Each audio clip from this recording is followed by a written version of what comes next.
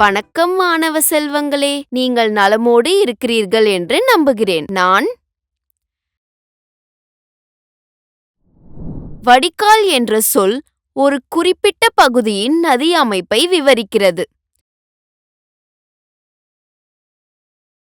உங்களுக்கு தெரியும், சிறிய நீரோடைகள் ஒன்றிணைந்து ஒரு நதியை உருவாக்குகின்றன. அது இறுதியில் கடலில் அல்லது பெருங்கடலில் கலக்கிறது.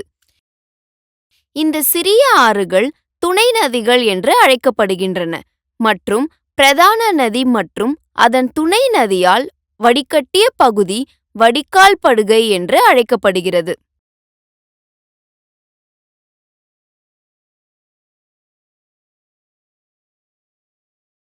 உங்களுக்கு தெரியுமா, அமேசான் நதி உலகிலேயே மிகப்பெரிய ஆற்றுப்படுகையை கொண்டுள்ளது. மேலும் கங்கை நதி இந்தியாவின் மிகப்பெரிய ஆற்றுப்படுகையை கொண்டுள்ளது. இரண்டு வடிகால் படுகையை பிரிக்கும் மலை அல்லது மேட்டு நிலம் போன்ற உயரமான பகுதி நீர்ப்பிளவு என அழைக்கப்படுகிறது. எனவே இன்று 10ஆம் வகுப்பு சமூக ஆய்வுகளிலிருந்து இந்திய நதிகள் மற்றும் நீர் வளங்கள் என்ற தலைப்பை புரிந்து கொள்வோம். கற்றுக்கொள்வீர்கள். நீங்கள் தெரிந்து கொள்வீர்கள். இந்தியாவின் நதி மற்றும் நதி அமைப்பின் வேலை. இமயமலை ஆறுகள்,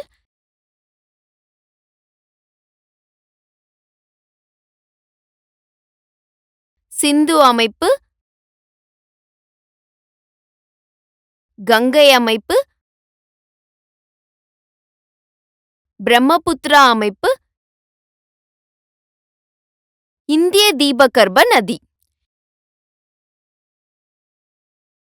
நதிகளின் முக்கியத்துவம்.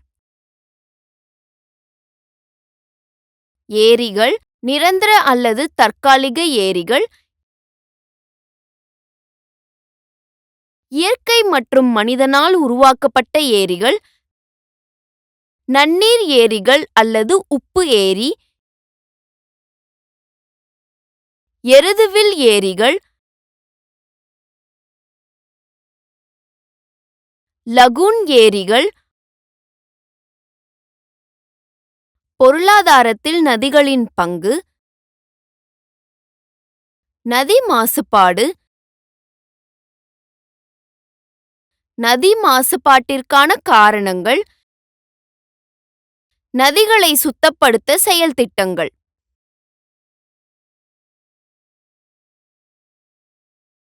முக்கிய வார்த்தைகள். துணை நதி ஒரு பெரிய ஆறு அல்லது ஏரியில் பாயும் ஒரு ஆறு அல்லது ஓடை. வடிகால். வடிகால் என்பது ஒரு இடத்திலிருந்து தண்ணீர் அல்லது பிற திரவியங்களை வெளியேற்றும் அமைப்பு அல்லது செயல்முறையாகும். மீட்டர் ஒரு ஆற்றின் முறுக்கு வளைவு அல்லது இணை. வற்றாத ஆறு ஆண்டு முழுவதும் தொடர்ந்து ஓடும் ஆறுகள் வற்றாத ஆறுகள். நிலத்தடி நீர்.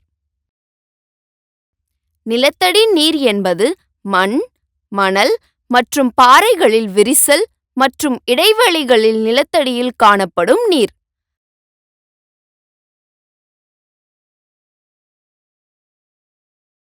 கருத்து வரைபடத்தை பார்ப்போம்.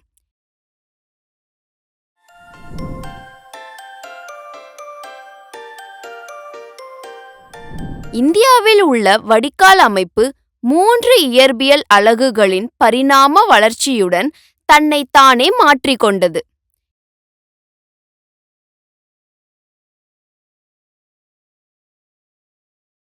இமயமலை,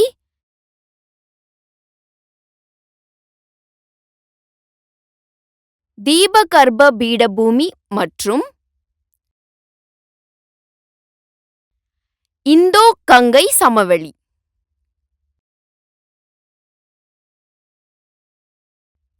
அதன் தோற்றத்தின் அடிப்படையில் இந்தியாவில் உள்ள வடிகால் அமைப்பு 2 வகைகளாக பிரிக்கலாம்.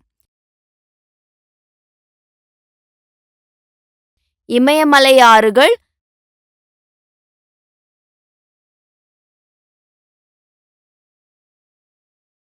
தீபகற்ப பீடபூமி.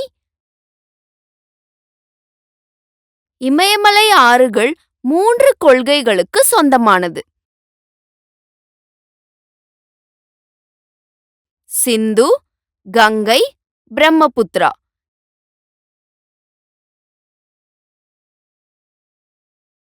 இந்த ஆறுகள் ஒன்றோடொன்று சில கிலோமீட்டர்களுக்குள் ஒரே பகுதியிலிருந்து உருவாகின்றன மற்றும் நீர்ப்பிளவுகளால் பிரிக்கப்படுகின்றன.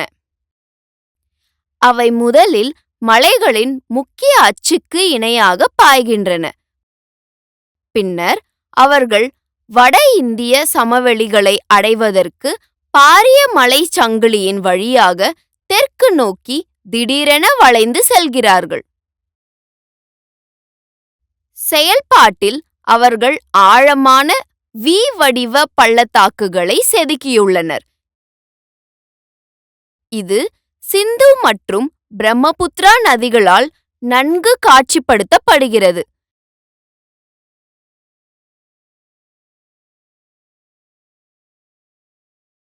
இமயமலை ஆறுகள் வற்றாதவை. ஏனென்றால் ஆறுகள் மழைப்பொழிவு மற்றும் உருகும் பனியால் வழங்கப்படுகின்றன. மானசரோவர் ஏரிக்கு அருகில் திபெத்தில் உள்ள கைலாஷ் மலைத்தொடரின் வடக்கு சரிவுகளில் சிந்து உருவாகிறது.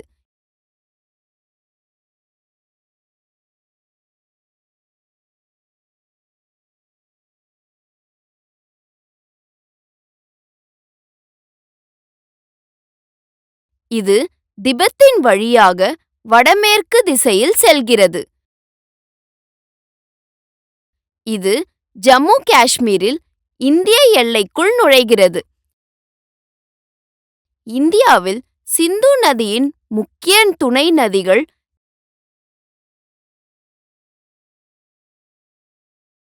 ஜீலம், செனாப், ரவி, பியாஸ் மற்றும் சட்லெஜ் ஆகும். அவை இந்தியாவின் ஜம்மு மற்றும் காஷ்மீர், பஞ்சாப் மற்றும் இமாச்சல பிரதேச மாநிலங்களை உள்ளடக்கியது.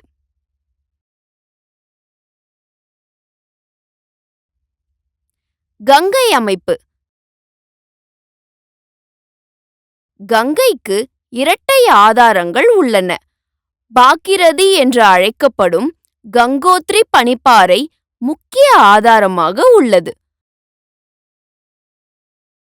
மற்றொன்று பத்ரிநாத்தின் வடமேற்கில் உள்ள சடோபந்த் பனிப்பாறை.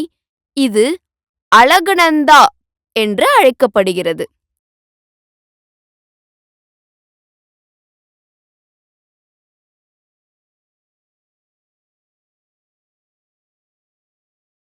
ஹரித்வார் மலைகளிலிருந்து வெளிப்படும் கங்கை நதியை உருவாக்க தேவப்பிரயாகில் இருவரும் இணைகிறார்கள்.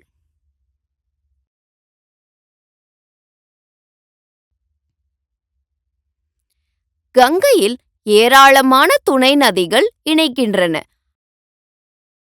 அவர்களில் பெரும்பாலோர் இமயமலை தொடர்களில் தோன்றியவர்கள். ஆனால் அவர்களில் சிலர் தீபகற்ப பீடபூமியில் தங்கள் ஆதாரங்களை கொண்டுள்ளனர்.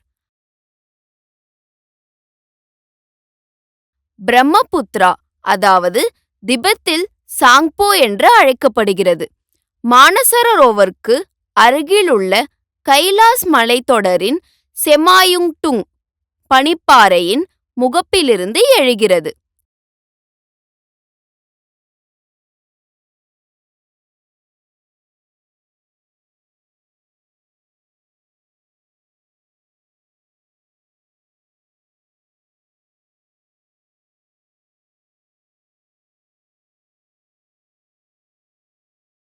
இது தெற்கு திபெத்தின் வழியாக கிழக்கு நோக்கி பாய்கிறது. லோட்சே ஜோங் அருகே இது சுமார் 640 கிலோமீட்டர் தூரம் செல்லக்கூடிய அகலமான கால்வாயில் திறக்கிறது.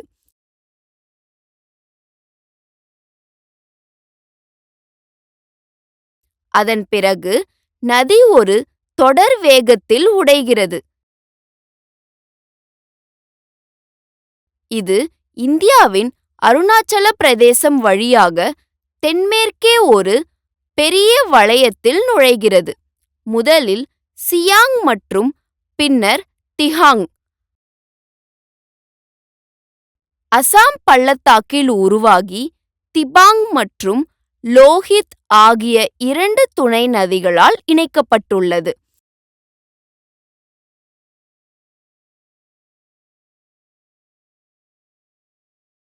இங்கிருந்துதான் இந்த நதி பிரம்மபுத்திரா என்று அழைக்கப்படுகிறது. இந்திய தீபகற்ப நதிகள் மேற்கு தொடர்ச்சி மலையிலிருந்து தோன்றி கிழக்கு நோக்கி பாய்ந்துள்ள வங்காள விரிகுடாவில் கலக்கும் ஆறுகள் கிழக்கு நோக்கி பாயும் ஆறுகள் எனப்படும்.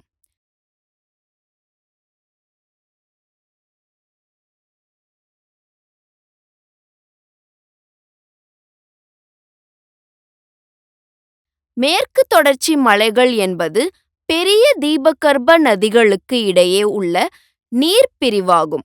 அவற்றின் நீரை வங்காள விரிகுடாவில் வெளியேற்றுகிறது மற்றும் அரபிக்கடலில் சேரும் சிறிய ஆறுகள் ஆகும்.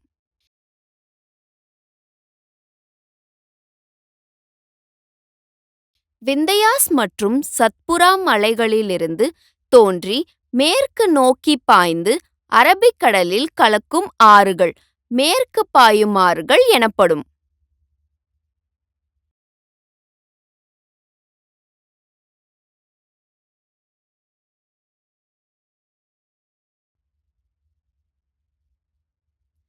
நர்மதா மற்றும் தப்தி தவிர பெரும்பாலான தீபகற்ப நதிகள் மேற்கிலிருந்து கிழக்காக பாய்கின்றன.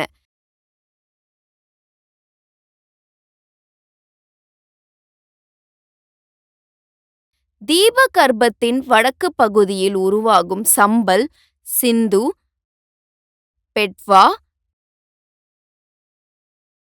கென் மற்றும் சன் ஆகியவை கங்கை நதி அமைப்பை சேர்ந்தவை.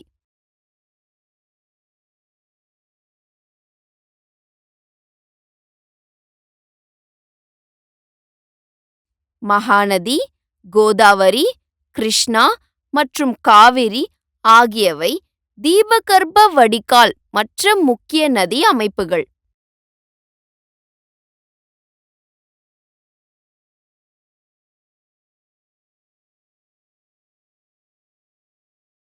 தீபகற்ப ஆறுகள் ஒரு நிலையான பாதை, வளைவுகள் இல்லாதது மற்றும் பெரும்பாலும் வற்றாத நீர் ஓட்டம் ஆகியவற்றால் வகைப்படுத்தப்படுகின்றன.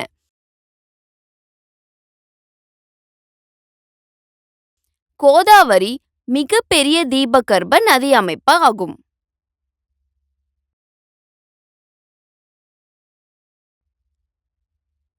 இந்த நதியின் ஆதாரம் மகாராஷ்டிராவில் நாசிக் அருகே உள்ள திரியம்பாக் என்ற இடத்தில் உள்ளது மற்றும் அதன் நீரை வங்காள விரிகுடாவில் வெளியேற்றுகிறது.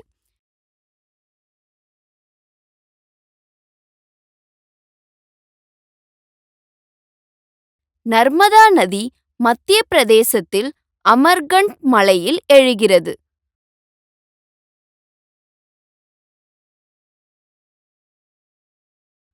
மத்திய பிரதேசத்தின் பெதுல் மாவட்டத்தில் சத்புரா மலைத்தொடரில் தபி எழுகிறது.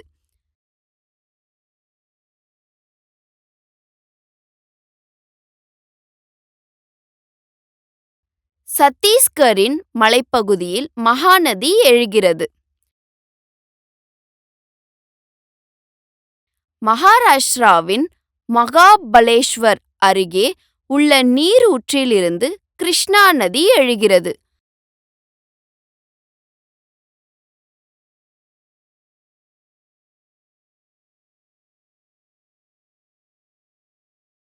காவேரி ஆறு மேற்கு தொடர்ச்சி மலையின் பிரம்மகிரி மலைத்தொடரில் உற்பத்தி ஆகிறது.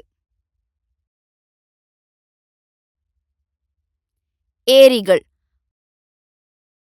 பெரிய நீர்த்தேக்கம் ஏரிகள் என்று அழைக்கப்படுகிறது. இது இயற்கையாகவே அல்லது செயற்கையாகவோ இருக்கலாம்.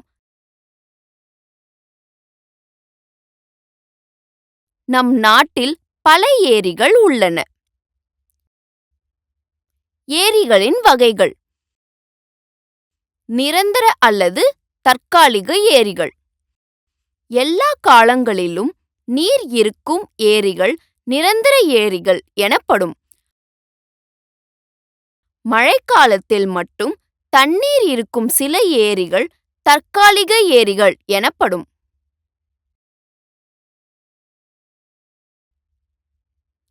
இயற்கை மற்றும் மனிதனால் உருவாக்கப்பட்ட ஏரிகள்: பனிப்பாறைகள், காற்று அல்லது நீர் ஆகியவற்றின் அரிப்பு நடவடிக்கையால் உருவாகும் ஏரிகள் இயற்கை ஏரிகள் என்று அழைக்கப்படுகின்றன. உதாரணமாக, தால் மற்றும் வுலர் ஏரி, அதாவது ஸ்ரீநகர், பீம்டால் மற்றும் நைனிடால், அதாவது உத்தரகண்ட். புதிய நீர் ஏரிகள் அல்லது உப்பு ஏரி: நன்னீர் உள்ள ஏரிகள் நன்னீர் ஏரிகள் எனப்படும்.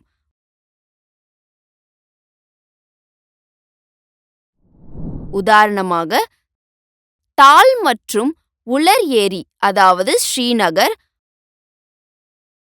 பீம்டால் மற்றும் நைனிடால், அதாவது உத்தரகண்ட். எருதுவில் ஏரிகள்: மெந்தரிங் நதி எனப்படும் மெதுவான வேகம், அதாவது பாம்பு போன்றது காரணமாக சமவெளி பகுதிகளில் ஆழமான சூழல்களை எடுத்து ஒரு நதி பாயும் போது சிறிது நேரம் கழித்து இந்த சுழல்கள் பிரதான ஆற்றில் இருந்து துண்டிக்கப்பட்டன. இந்த துண்டிக்கப்பட்ட சுழல்கள் எக்ஸ்வில் ஏரிகள் என்று அழைக்கப்படுகின்றன.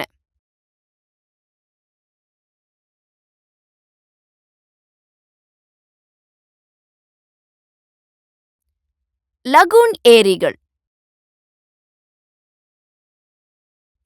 ஒரு பெரிய நீர்நிலையிலிருந்து தடுப்பு பாறைகள், பவளப்பாறைகள் அல்லது ஏதேனும் இயற்கை தடையால் பிரிந்து ஏரி உருவாகும் போது அது லகூன் ஏரி எனப்படும்.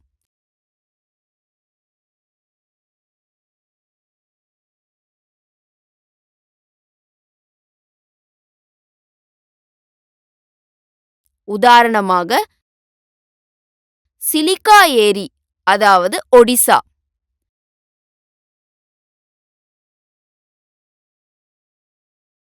புலிகாட், தமிழ்நாடு ஏரி மற்றும் கொள்ளேறு ஏரி, அதாவது ஆந்திர பிரதேசம்.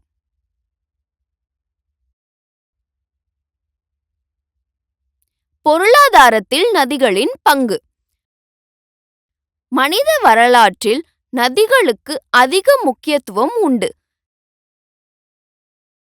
நதிகளில் இருந்து வரும் நீர் ஒரு அடிப்படை இயற்கை வளமாகும். இது பல்வேறு மனித நடவடிக்கைகளுக்கு அவசியம். பல ஆரம்ப குடியேற்றங்கள் இருந்தன. ஹரப்பா நாகரிகம் அல்லது மெசபடோமியா நாகரிகம் போன்ற ஆற்றங்கரைகளில் நிறுவப்பட்டது.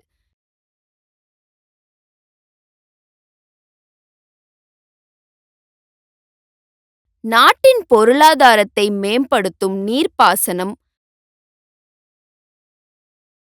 வழி செலுத்துதல், நீர் மின் உற்பத்தி போன்றவற்றுக்கு நதிகள் பயன்படுத்தப்படுகின்றன. இந்தியாவில் விவசாயத்தை வளர்ப்பதில் நதி முக்கிய பங்கு வகித்தது.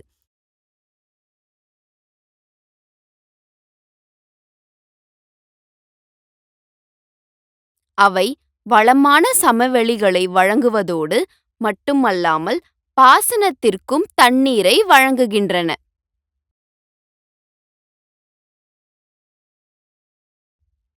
நதி மாசுபாடு: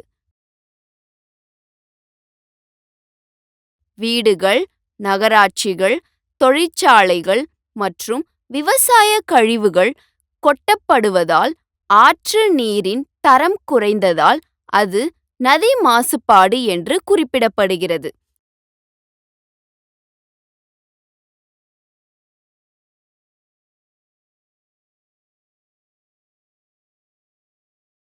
இது உள்நாட்டு மற்றும் பிற நோக்கங்களுக்காக அழுக்கு செய்கிறது. நதி மாசுபாட்டிற்கான காரணங்கள்: தொழிற்சாலை கழிவுகள், கழிவுநீர் மற்றும் கழிவுநீர், எண்ணெய் கசிவுகள் மற்றும் கசிவுகள், விவசாயம், புவி வெப்பமடைதல். நதிகளை சுத்தப்படுத்த சில செயல் திட்டங்களை பார்ப்போம். 1985இல் கங்கை செயல் திட்டம், அதாவது GAB தொடக்கப்பட்டதன் மூலம் நாட்டில் நதிகளை சுத்தப்படுத்தும் திட்டம் தொடங்கப்பட்டது.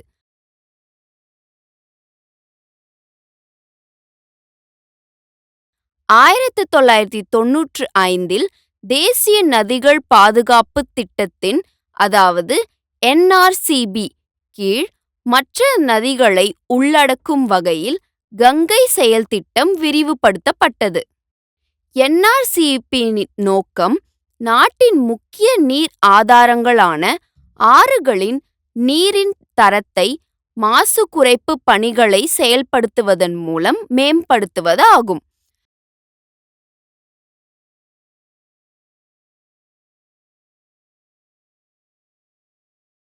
நமாமி கங்கே திட்டம் ஒரு ஒருங்கிணைந்த பாதுகாப்பு திட்டமாகும். இது முதன்மை திட்டமாக அங்கீகரிக்கப்பட்டது. தேசிய நதியான கங்கையை மாசுபடுத்துதல், பாதுகாத்தல் மற்றும் புத்துயிர் பெறுதல் ஆகிய இரட்டை நோக்கங்களை நிறைவேற்றுவதற்காக ஜூன் 2014இல் மத்திய அரசால் நிறுவப்பட்டது.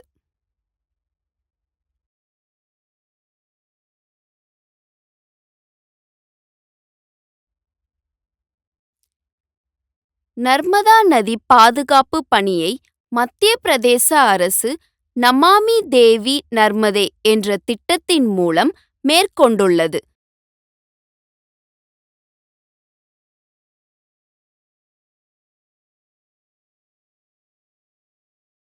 எனவே இந்த காணொளியில் நீங்கள் பார்த்தீர்கள்: நதியின் வேலை மற்றும் இந்தியாவின் நதி அமைப்பு, இமயமலை ஆறுகள், சிந்து அமைப்பு, கங்கை அமைப்பு, பிரம்மபுத்திரா அமைப்பு, இந்திய தீபகற்ப நதி, நதிகளின் முக்கியத்துவம், ஏரிகள் மற்றும் ஏரிகளின் வகைகள், பொருளாதாரத்தில் நதிகளின் பங்கு, நதி மாசுபாடு, நதிகளை சுத்தப்படுத்த செயல்திட்டங்கள். காணொளி உங்களுக்கு பிடித்திருந்தது என்று நம்புகிறேன்.